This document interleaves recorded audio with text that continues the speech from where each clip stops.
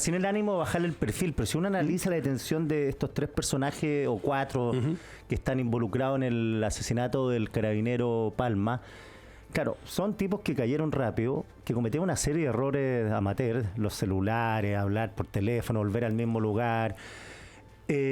Sí, son violentos, pero ¿se podría hablar de crimen organizado en ese caso? Son gallos que los mandaron a cobrar un arriendo más. Es que, bueno, yo creo que son gérmenes, o sea, está empezando a verse eso. O sea, a mí lo que también me llamaba la atención, y esto lo digo por mi práctica en Chile, una cierta como indiferencia o burocratización del Ministerio Público frente a la situación de las usurpaciones. Si tú hablas con abogados en general que ejercen, cuando tú empiezas a ver esta ocupación de sitios que después los convierten en verdaderos lugares para arrendar más piezas a distintos lugares, la dinámica es siempre la misma. Es un grupo que controla ese lugar, que cuando vienen carabineros a desalojar, los llenan de niños, de guagua, claro, pero que cuando tomaron eran armados y cuando pasan amenazan. Entonces, pero la actitud del Ministerio Público era, bueno, un delito de usurpación, cuando tú claramente veías que había una asociación ilícita para eso y para generar. Y eso probablemente, muchos de esos grupos, ese es su negocio.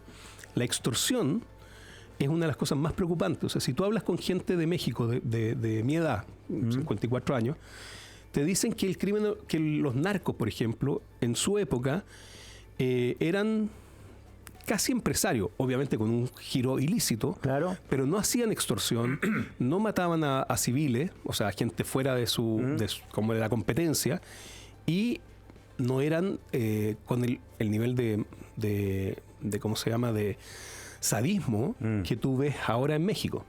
O sea, yo he visto videos que son francamente horrorosos. ¿Y por qué mutó eso? Esa es el gran clivaje que se produce, el cambio ahí, es con los Zetas. Los Zetas son los que...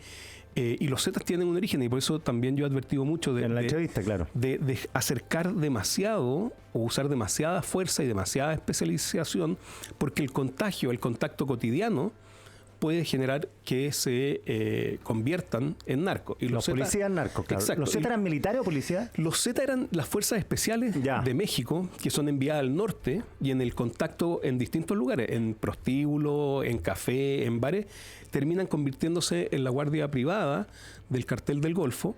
Y una vez que el presidente Calderón le declara la guerra al narco y descabeza muchos de estos carteles, lo que hacen los Zetas es decir, bueno, entonces, ¿para qué vamos a seguir siendo guardias? Seamos nosotros los ¿cómo se llama? Los narcotraficantes.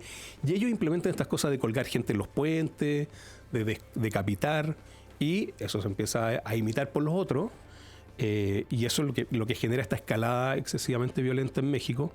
Y además México tiene un problema que yo creo que Chile todavía no lo tiene. Yo por aficionado pedí por acceso a información en la incautación de armas en Chile, a Carabineros y a la PDI, que dicho sea de paso no tienen los mismos criterios de clasificación. Ya, y debería haber una base de datos. Debería haber una sola base de datos.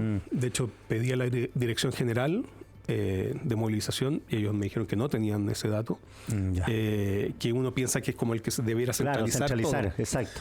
Pero a mí me dijeron que no tenían esos datos y por lo tanto uno de la PDI.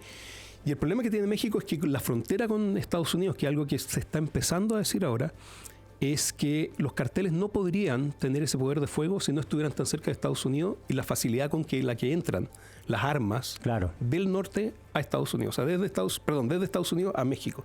De hecho, México está demandando a las empresas fabricantes de armas en Estados Unidos por el daño y la venta a carteles. O sea, pasa de México a Estados Unidos.